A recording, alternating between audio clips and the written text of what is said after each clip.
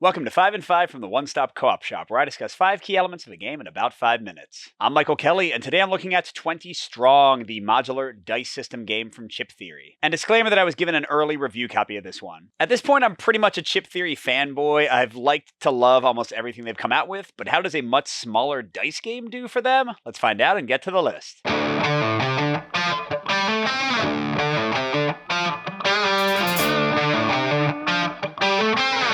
So for my number 5 point, I'm focusing on the characters, the heroes you control in each of the different games, and I'm going to call this a bit of a mix for my taste. On the slightly negative side, while a lot of the heroes in each set have pretty cool powers, some of them I found a bit underwhelming or just didn't get used that much. But on the positive side, once you start capturing items from the enemies you defeat, some of them ongoing, some of them with really powerful effects that only happen once, then the tactical picture gets super interesting and you can really have cool builds and different ways your characters work from game to game.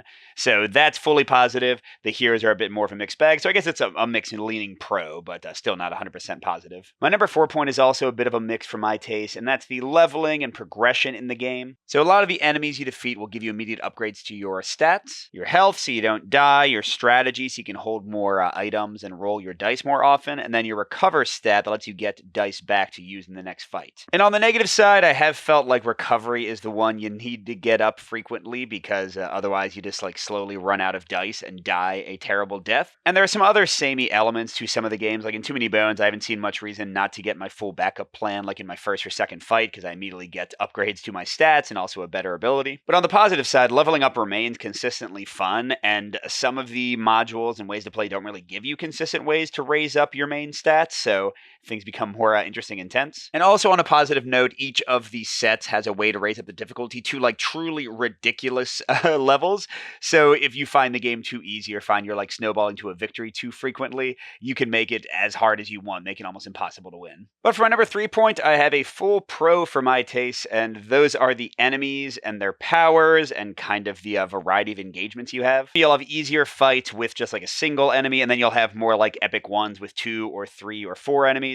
And a ton of them have ongoing powers that adjust how you use your dice, or how many dice you can use, or how you attack them. And you might try to kill a certain guy early to shut off their power so that you can more easily take on somebody else. And sometimes you just have to suffer through the damage and let them hit you.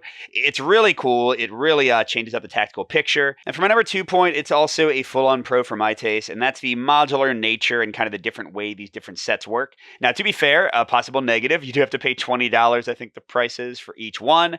You only get Solar Sentinels with the base game. But if you want to invest in that, I think they have awesomely different things going on.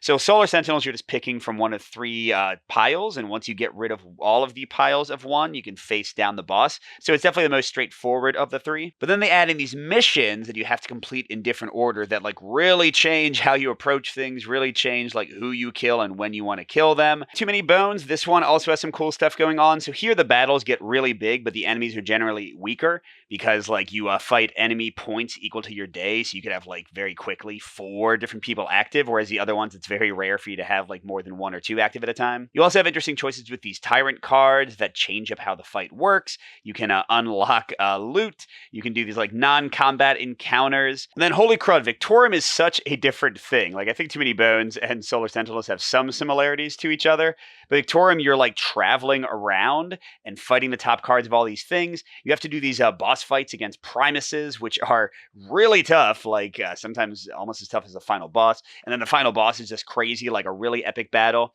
So this one is longer and more complex than the others, but really gives you an awesome epic feel by the end, if you can win. I found this one to be the toughest overall. And hey, I've ignored the main thing in the game until my number 1 point, but this is a full pro for my taste. These are the 17 dice. The game's called 20 Strong because you have 3 stat dice, but you only use 17 to fight. And in a way pretty much identical to Hoplo Victorium, the dice each have different hit sides. So you have a very good idea of the probability of hitting with each die you pick. And you can roll as many as you want. So if you're fighting a ton of enemies, you can just go crazy and try to do as much damage as possible. But the more dice you use, the more dice get exhausted. So that choice is already cool, but then the fact that every die is a single crit face, which does 2 damage, and that's going to not only kill your enemies faster, but also require you to use fewer dice, makes everything a lot more interesting because you've got this strategy stat. You can re-roll your dice sort of Yahtzee style 3 or 4 times before you apply them to enemies.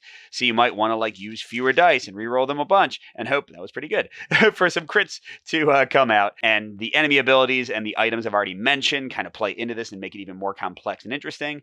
So certainly an awesome mechanic for like the core base of the system overall. So overall, you might enjoy 20 Strong if you like dice pool and dice management games, something along the lines of One Deck Dungeon, or if you enjoy fun, quick, tactical solo survival games. But on the other hand, you might want to avoid this one if you don't like game systems that are going to expand, or if you just want to have like one core experience. Solar Sentinels is great, but clearly the idea here is to buy into other ones and kind of change up what you're doing. And also, if you don't like dice luck, some swinginess, and sometimes the strategy feeling somewhat similar game to game, might not be the game for you. And if you want to see the game in action, I have a playthrough of the Solar Sentinels module. You can check that out on the channel. Good gaming, and I'll see you at the next stop.